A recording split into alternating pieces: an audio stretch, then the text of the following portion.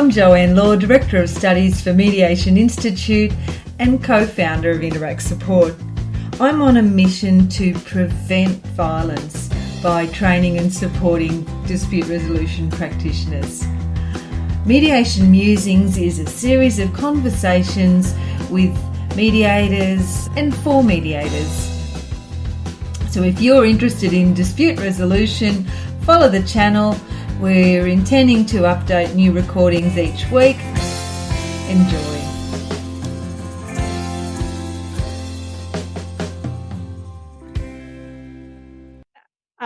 I'd like to really welcome you today, Sue. So I've got Sue Armstrong from Armstrong Mediation, who tells me she's a former law academic and researcher. Sue's a mediator and family dispute resolution practitioner. Is that correct, Sue? It is, but always there's more. Yes. Also a collaborative professional, so a collaborative coach in the collaborative practice process. Yes. And also I work for Relationships Australia. I mediate for them in the Relationships Australia mediation service, so property and kids together. Okay, excellent. So you're doing both property and parenting. Yep. Excellent. Yeah, and also, and I'm sure we'll come on to it later, but other family disputes. So I'm enjoying helping people work out where does mum best placed in her retirement, those kind of things. Oh, okay. Yes, that's right, because you're doing some elder mediation now. Yes, and yeah, just anything that concerns families and where they might benefit from a mediation process to make a decision.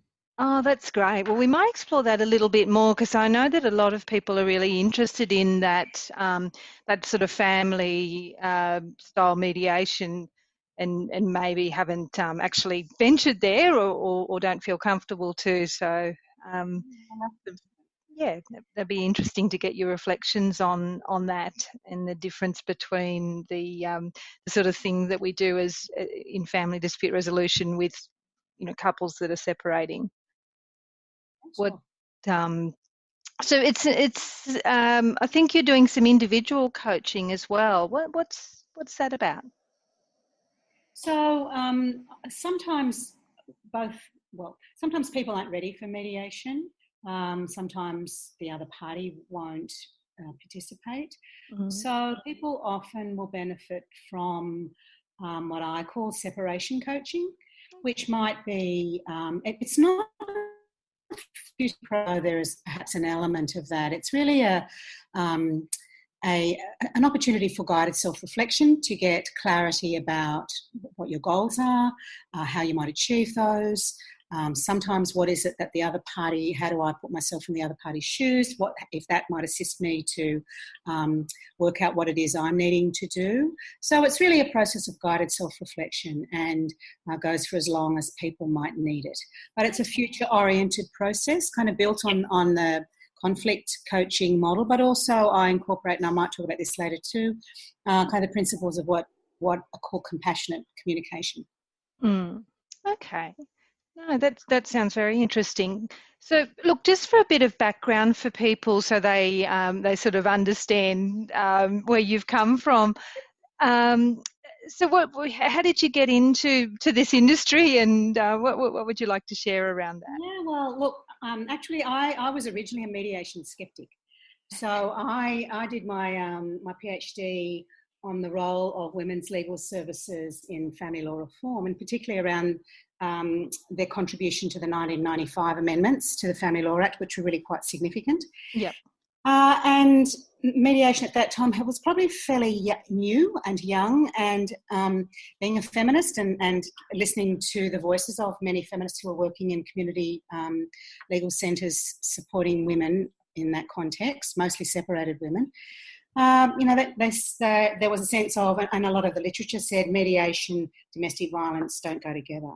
And I think in particular Hilary Astor's work for the national, I've forgotten the name of the body, but she wrote a paper where she said, well, actually often it's about women's agency here. And yes, of course we need to be very cautious. We need to properly assess and assess not only for the presence but the risk, the level of risk in domestic violence. We also need to speak with the woman concerned, if it's a woman who's the victim here, and ask her to make an informed decision. So we need to talk about mediation, what the pros and cons are, what the pros and cons of sitting in the room might be. And what Women's Legal Services, in particular Queensland Women's Legal Services, have since developed, because they had many clients coming to them saying, we want to mediate. We don't want to go to court, can't afford it. And we want to mediate. There are many reasons why women might want to do that. So Women's Legal Services in Brisbane, under the leadership of Rachel Field, developed a model of mediation, of supported mediation for domestic violence perpetrators and survivors. And that was incorporated into the Coordinated Family Dispute Resolution Project, which the federal government funded and did pilots across the country in 2011, I think. They haven't since funded it, but a lot of people have used those principles and adapted them or incorporating them. And I think there's a lot of value there.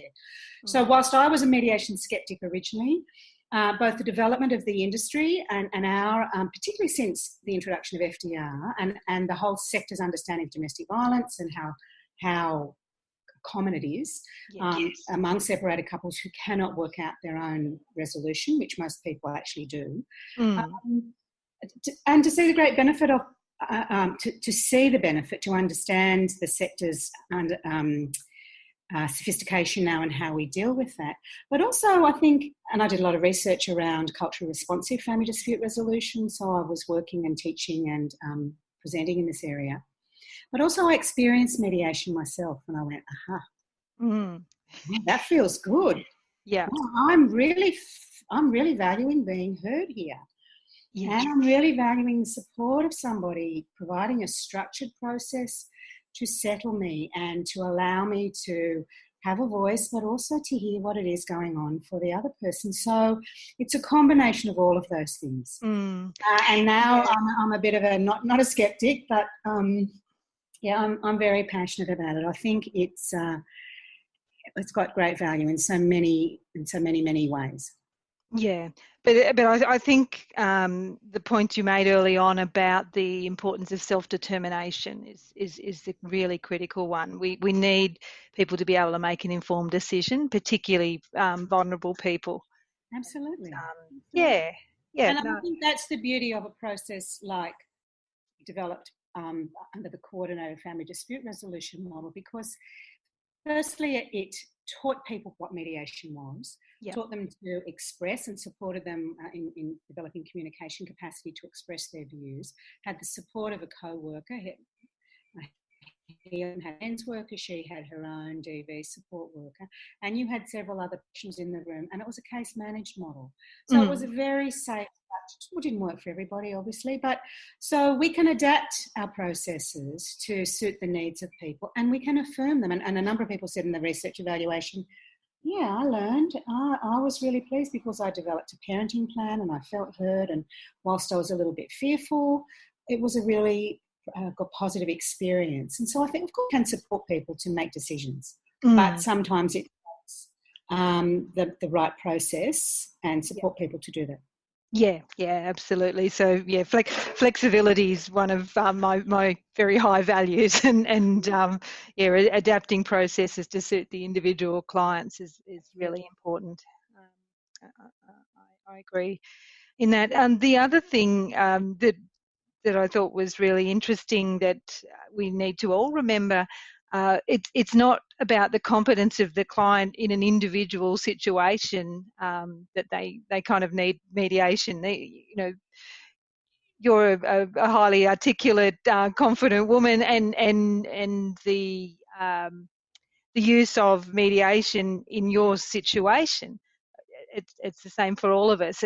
We need someone who's not part of the problem sometimes to help with that communication. I asked my son to leave home recently because it wasn't working for any of us, and in the end we had a three-way mediation including my daughter, so that we've all had the chance to safely and responsibly and honestly and respectfully express what was going on for us and what did we want. And it was wonderful because it actually gave me, and I think the kids too, a sense of, we can communicate responsibly. And often it's so difficult with the people closest to us.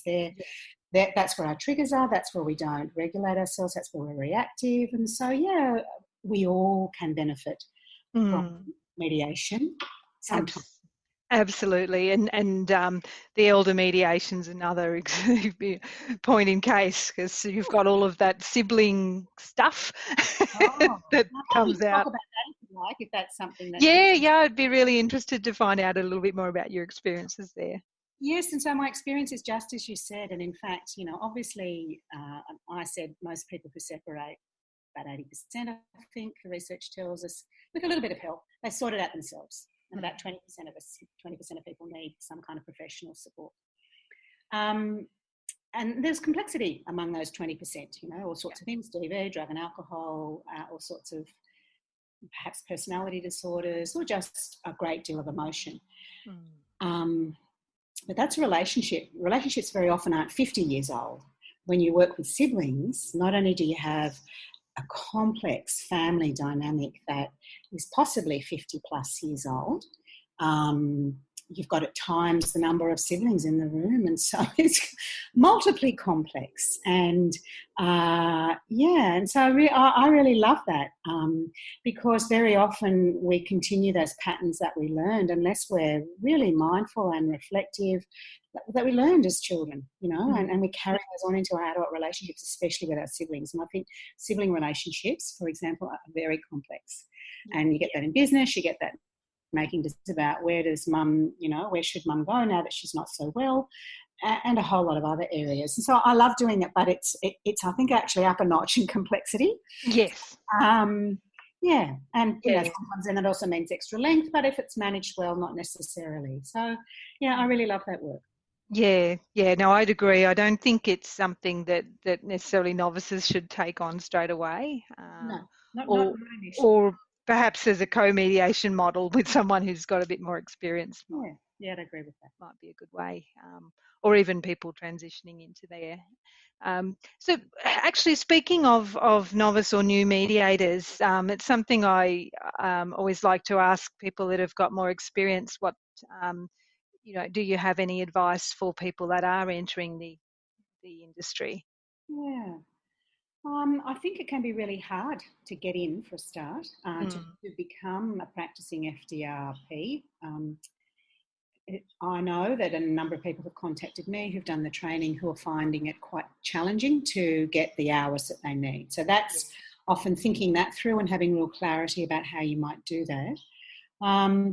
And then also, how is it? Because I think a lot of people are drawn to this work, because they can see its great benefits. It's professionally and personally very satisfying. You're really enabling and supporting people, and you're drawing on a very, very broad skill set with often very good results. So it's a shame there's not more opening. Family relationship centres provide that, and so do some other organisations. So that's one choice. So thinking about it, where is it and how is it I want to work? Setting up your own practice, I think, is really challenging as a young, or not necessarily young, but as a new FDRP and or mediator. So if you, and like most things, it's the more experience you are able to get, better with the more confidence you have, and confidence, competence, the more you see, particularly co-mediate, how others do it, and the more we learn. So it's that 10,000 hour thing. Not that I'm suggesting you need that before you need to practice by yourself or set up a business, but the more opportunity you can get to do that in different fora. I haven't looked recently at what the work the CJCs are doing, but certainly that also provides an opportunity to do mediation. So in all sorts of ways, trying to get that experience up. And if you are thinking of becoming a private mediator, then one of the big gaps in my knowledge was, how do you run a business? And I'm still gnashing my teeth over that sometimes. It's been an adventure. So that's something I'd also suggest you get a little bit of know-how about. Yeah. Oh, look, absolutely. And at Mediation Institute, we're a mediator accreditation body, and some of our professional development is really focused around that business. So we've got a practice development mastermind where we're trying to bring people together that are building their businesses to pool knowledge. And some of our people do have a track record of very experienced business owners and managers in other industries that can come across, and some have only ever worked for someone. And there's a lot to learn that's nothing to do with the work. Oh, okay.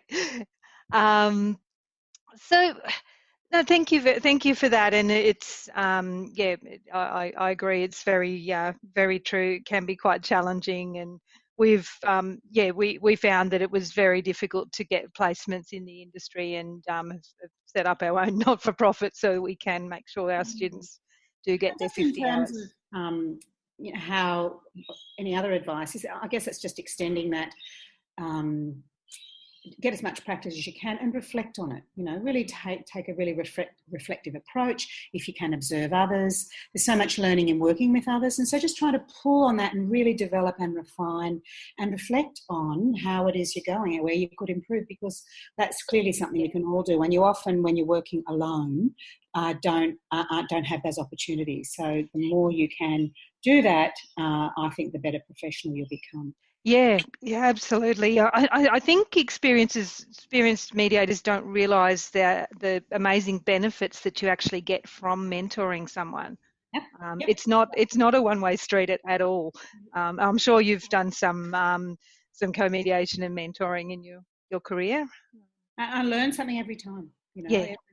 Oh, is that how people? Oh, that's a really good idea. Or okay. Yeah. So it's that's right. When people ask you why did you do that? Oh, okay. Why did I do that? And having to unpack learned practice can be really quite and I think profound. there's a beautiful one of the booklets that Jen McIntosh developed when FDR was first being established in 2006. She and Laurie Maloney had the CD, and it's this green book. I've forgotten the name of it. The Doors. No, it's not Doors. No, it wasn't Doors. It was a CD, and it had a number of vignettes where they were modelling mediation practice. Okay. And many people will know what I'm talking about, and if people can, I'll track down the title because I've got a couple. AG's provided them for free; they've run out. But the beauty of this was it actually had a column where the mediators were working and thinking through what was it I was saying, and then this column of this is what I was thinking. So it really unpacked the process, because as you say, we often don't. It's like most people get into a routine and we do things simply because that's the way we come to do them. But it's just a wonderful illustration of really what's going on underneath, and we all know we're managing juggling a lot of things. It's one of the most complex things I've done, actually, because you have to be so present in the room to yourself and to the parties, as well as to, okay, where are we up to? What's happening emotionally? What question do I need to ask here? And what impact might I have? So you're really holding many, many things. Yeah. Oh, absolutely. No, that's interesting. One of the things you mentioned earlier was culturally responsive FDR. I'd love you to expand a little bit more on what you mean by that, and what your sort of research and investigations told you about. Yeah, look, I was really, really lucky. I worked at University of Western Sydney for 20 years as a family law academic, as did Tom Altabelli, although he wasn't there for quite the same time as I was. When he left to go to the judiciary, he said, would you like to be involved in this research project? And so I was very, very lucky to be part of a consortium with Anglicare and Catholic Care, who applied to manage 2 FRCs. And they successfully tendered for that. And part of their brief and their intention was to develop a model of culturally responsive family dispute resolution. And so I partnered with 2 organisations in Western Sydney, 2 FRCs in Western Sydney, me as a representative of the university, and did some research about, well, what does that look like? And I didn't speak with a lot of clients, but I spoke with a lot of FDRPs, a lot of culturally based and faith-based organisations about what is it that you think would really support your clients, and how can we develop that? My conclusions were, look, everybody's different. There's no way that as professionals we can understand everything we need to know about culture. And there's a beautiful paper by a British academic who's done some work in this area, who actually doubts that we can ever understand the nuance involved in interspousal relationship at the time of separation and how people negotiate. And I think there's a large deal of truth there. But if we're mindful of our own cultural context and what we're bringing to the table, all the assumptions that we make, particularly if we're from a dominant cultural context like I am. Yes. If we're really respectful of this individual and ask them questions, and this is where I take issue with Dawes, actually, because I think Dawes has a question up front about, is there anything about your culture and religion you would like us to know? Many can't articulate that. I think it's really important to have it there and as a reminder, but it's listening to people's narrative and being respectfully curious and pulling a little bit out there, and because often, as I said, people can't articulate something. No. So at a time of vulnerability, so precious to them, but also because they're in the cultural. That's right. Yeah. How do you describe something that's all you know? Always a conscious thing. So being aware, being respectful, making respectful and curious inquiries about what's going on for that individual. Where might indeed culture be relevant? Because it may not be relevant to somebody necessarily.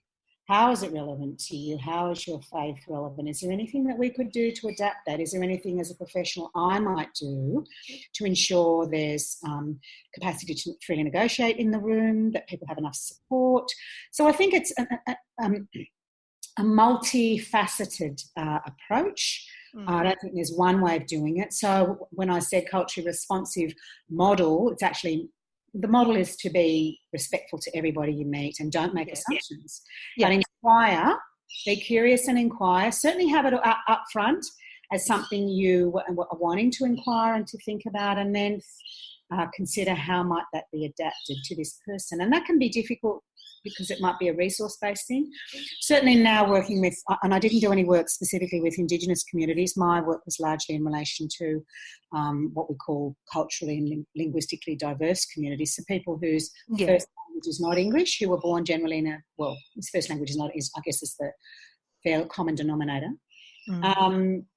And what then can we do? And there's a lot of things we can do in terms of connecting them with their own organisations if they're not necessarily connected to them as well, involving them if they need, providing opportunities for people to work with family. I wasn't involved in all. I think there's a place for, so depending on people's need and who's involved in the decision making, who's going to be involved in the care of the children, is it appropriate to have those people involved? Do the couple want those people involved in any decision-making process? So it's really about listening to what's going to support these people to make a decision. No, look, absolutely. And, you know, in some cultures, the parents aren't the decision maker or the main decision or the only decision makers about a child. There are other family members that everyone in that culture acknowledges has the right to be part of that decision making. And appreciating the nuance of that negotiation process, and that's where some knowledge is helpful, but only as a starting point, to maybe make further investigation, to inquire to that person to see if there are any other faith-based or cultural-based organisations that might be able to provide some assistance or support here if it's necessary. And being really mindful of that. And I mean, now often the term is called cultural safety, and I appreciate that that's really what this is all about. So it's about how do we ensure, fundamentally it's that question of how do we ensure that people can freely negotiate. And it's going to be different in everyone's context, but that's part of who we are, and we need to be aware of its influence on how we communicate, how we negotiate, what the role of gender here is. I mean, there's many pieces, moving pieces. Absolutely. And see them and adapt and respond to them.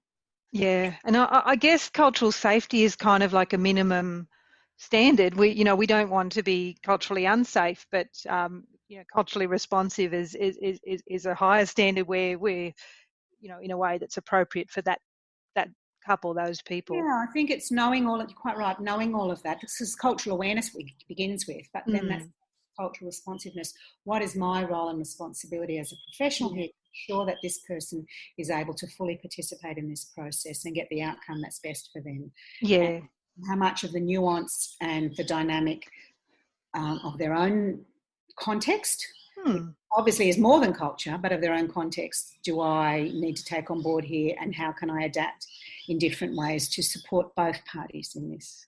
Yeah, absolutely. And, well, it comes back to one of our basic skills as mediators, isn't it? Not making assumptions. Yep. So, we see someone with a hijab, we don't just, assume anything because it can, her choice to wear that, that style of clothing or religious symbolism can kind of stem from a variety of different perspectives. And what I love at the moment, and some people, I started this work in 2008, but there's some organisations, Bankstown FRC has now developed a model that they're using, and that was one of the organisations I was first working with. Legal Aid has trained and supported mediators from diverse backgrounds to work with parties. And sometimes that's what people want, but sometimes it's not. Yeah. Certainly sometimes having the same linguistic framework and cultural context can work beautifully, where parties also understand that's what's going on. So we've really increased the sophistication. The other thing that's beautiful is many new FDRPs, and I think there's been some government support to train them, are coming through now and bring their own cultural context, but they also need a great deal of awareness because they're not representative of any culture. No, that's the danger, isn't it, to assume that people... Being aware of all of those things. I like me.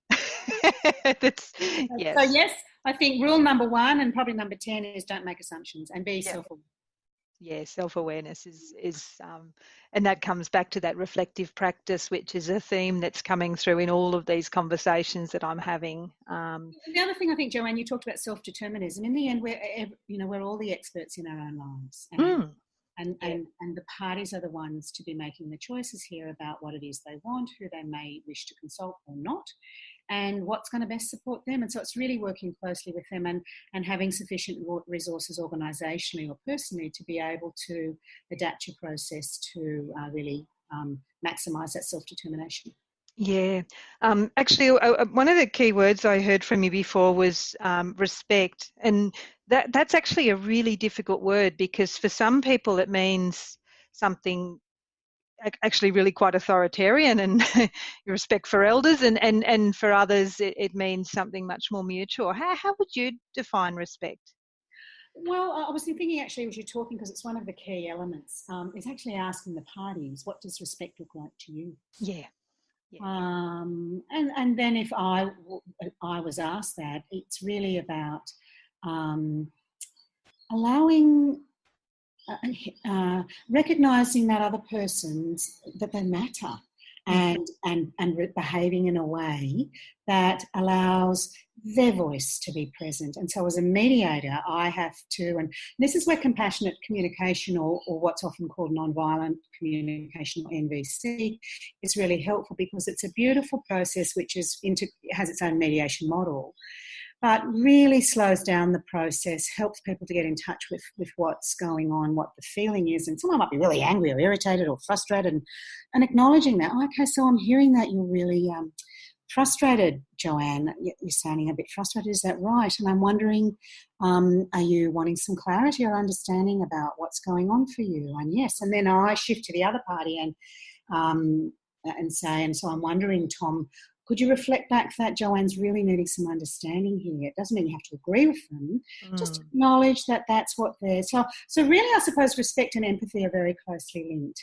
And it's just recognising our own individual dignity in the end. Yeah. And responding and behaving in a way that illustrates that. Yeah, no, that's beautiful, and it quite closely aligned to my interpretation of respect as well. But it is one of those sorts of words can actually have a lot of underlying meaning, and I guess as mediators, it's often really important to unpick what you mean, because someone might say in mediation, I don't feel respected. So how would you know if you were? What does that? What does it feel like? Or so you're really longing to be heard, or you're longing to not just assuming our interpretation of that word is going to be what's intended, and which is exactly what you were talking about in that compassionate communication. But you're describing compassionate communication as a process. Yes. And is that what you're meaning as you're giving us a little example there of? Well, I talked about nonviolent communication, and that is, it's kind of I don't know whether you ever come across it, but It's got a worldwide, I was going to say adherence of across the world. They have conferences every year and they're fantastic to go to. But it's a model of communication which invites us to really start with what's going on for us. How am I feeling here? Oh God, I'm feeling really, where is that feeling? And it feels really yucky, and I'm feeling really, really angry. I'm really pissed off, and then that sense of, okay, so that's just a starting point. But what does that feeling, what need does that point to? What kind of universal need? Oh, I'm feeling angry because really I want to be, could be 1,000 things, but say it's I want to be heard, or I want to be understood. And so the feeling points to the need. And then the need, once you've got that, I really want to be understood, because I heard you say, I'm not being respected here, but I'm really needing some respect. Would you be willing? And then the next step is a request, a request that is really responsible. Would you be willing, Joanne, to pause and listen to what I've got to say, because I'm really needing some respect. So now I'm needing some respect. So would you be willing to do this, because that's what's going to support it? And could you then maybe reflect back what it is you've heard me say?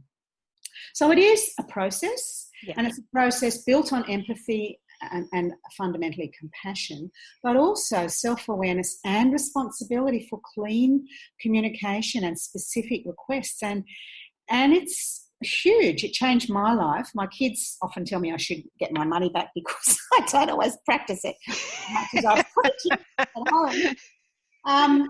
But it's very powerful, very simple, very powerful. And I'm sure there are lots of other models that are very similar, but this has a very big foundation and support, and as I said, a specific model of mediation based on it. So it's okay. So if listeners were wanting to find out more about that model, is there anywhere you could direct them to? Google NVC, nonviolent communication, compassionate communication. Marshall Rosenberg is the American who first developed it in the, I think, late 60s, early 70s. He's now, he died a couple of years ago. But you'll come across a huge amount of stuff, lots of really good stuff on the web. And Liv Larson is a Finnish woman who has done a lot of work, as have others, around NVC and mediation. Okay. John Kinyon is also another one, Kinyon, I think, or AN. He's fantastic too. Okay, well, I might put some links through in your and I'll send you some too. Yeah, that'd be great. Yeah, so what I'm intending is to just put a post on the Mediation Institute with any links or further information that sort of might spring out of our chat that make it easy for people. So I'm just mindful of time. So I guess. For people that are listening, are there any sort of final points or takeaways that you'd really like people to reflect on? I think we've touched on them all. It's self-awareness as mediators. What are we bringing to the table? It has to start there. Yeah. I often begin my own practice with, just a 5-minute connecting to myself and what's going on for me. What am I hoping to bring to this mediation? So not just the brain, but the heart and the body. Really kind of connect with myself so that I'm in a really clear space and can really then be very present for others. Because as I said, I have found it one of the most challenging areas of professional work that I've done because of that need to be so deeply present. To be compassionate in the way we communicate. And so that's about our own sense of what's going on for us. How do we communicate that clearly? But how then do we hear the other? Respect we've talked about, and self-determination, and it's a very dynamic, volatile mix, but if we can work to facilitate all of that, then I think we're doing a really good job. Yeah, absolutely. Just on that, you're working at Relationships Australia. It's you'd be seeing a lot of clients. Do you have any tips for people on after the mediation? How do they let go of those sort of emotional connections and look, it's a big thing. Often when I don't have a successful mediation, and often that's we didn't reach agreement.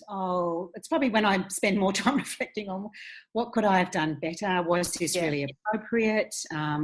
Which question did it go sideways? Where should I have parties, whatever. So often there's when we so-called failure can encourage self-reflection, and that's I'm not talking about failing. So I just think it's really important both. So how do we work through it? Is to stop and pause and reflect. The reflective practice is really important. If you've got the opportunity to debrief with somebody else, that's always great. We're busy and we often don't. So, but personal self-reflection, and I think that builds up our own sense of confidence and just really connecting in with what's going on for us. How am I feeling after that mediation? Do I feel a bit sad or disappointed or really excited that I enabled these two to really reach a satisfying agreement? So I think we have to be really mindful of our own self-care. Working and from someone from a legal background, not so familiar with working with another professional in a supervisory capacity. Yeah. But even Jen McIntosh does that, and so she's, in addition to which she said, I think someone asked her once, dark chocolate, red wine and black humour helps, but the importance of supervision, and that can be peer supervision. So I love some of the work that you're doing. Yeah. So I think there's lots of different ways we can set that up and be supportive of one another. That's the other thing I loved about the mediation community as opposed to some other legal fields. They're all very friendly, and supportive, and there's so much passion about the industry that they want it to succeed. So it's a really lovely bunch of people, including the legal academics. And I must put a plug in for all of the wonderful people I've worked for. And if you haven't connected to the Australasian Dispute Resolution Research Network, there's a fantastic blog that and some really, really good work on there that engages with lots of really contemporary issues around dispute resolution. So they're putting out some that's a really good place to start too. So you're doing all of those things, I think, but that self-connection and awareness, following what it is we've done. Yeah, and I think just, you mentioned at the start, but at the end, just tapping into your body and just making sure if you are coming out with a yucky feeling because it didn't go as well as you'd hoped, to recognise that and be willing to sort of let that go. And being aware of the connection between the body and the mind. What it is, what practices, whether it's, I was talking to someone yesterday about tapping. I haven't done tapping, but apparently that's marvellous too. And there's many, going for a walk. What is it that consciously and mindfully that will help us let it go? And that can be sometimes simply throwing it over our shoulder. So there's many different things we can do, but it's about consciousness and awareness and self-care. That's a really good place to finish on, I think. So. Be kind to ourselves if we think we didn't do such a good job. Yeah, exactly. And remember, it's their lives and their choices ultimately, isn't it? Absolutely. No, look, that's wonderful. Thank you. I'm sure the listeners are going to get so much out of this chat, and thank you once again for sharing. Thank you. As a former academic, I can quite easily talk under wet cement, Joanne. So thank you for the invitation and for the opportunity myself to reflect on what it is I do, because that's part of what we do, and it's lovely to be able to be speaking about it. So thanks.